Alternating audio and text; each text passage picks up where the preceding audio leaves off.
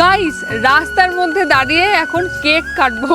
রাস্তা পুরো অন্ধকার, শুনশান রাস্তায়। বাড়িতে পৌঁছে গেছি প্রায়। আর আমরা যে রেস্টুরেন্টে গেছিলাম সেই রেস্টুরেন্টে তো বাইরের কেক অ্যালাউ করে না, কিন্তু ওখান থেকে যে কেকটা দিয়েছিল এত সুন্দর আর খেতেও ভালো আর দেখতেও কিউট। আমি সত্যি বলতে আগে থেকে জানলে কেক নিতাম না, কিন্তু আমার বর এই কেকটা স্পেশালি আমার জন্য আনিয়েছিল। দেখো সাথী লেখা আর পুরো লাল কালার, এটা রেড ভেলভেট, তাই তো?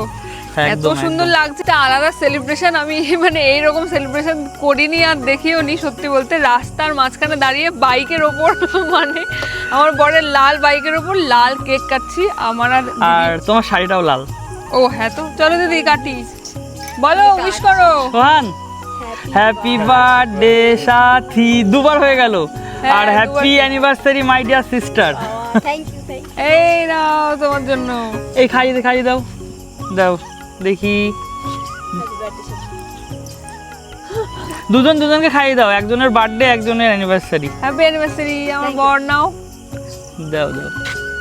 আমাদের কেক মেক সব কাটা হয়ে গেছে আর মোমবাতি নেভাতে ভুলে গেছি, কিন্তু অন্ধকারের মধ্যে কাটছি তো মোমবাতি মানে জ্বালানো ঠিক। আর আমার নেভানো পছন্দ হয় না, অনেকে বলে দেখো নেভাতে নেই, কিন্তু ছোটোর থেকে দেখে আসছি সবাই নেভাই, তাই নিভিয়ে দিই।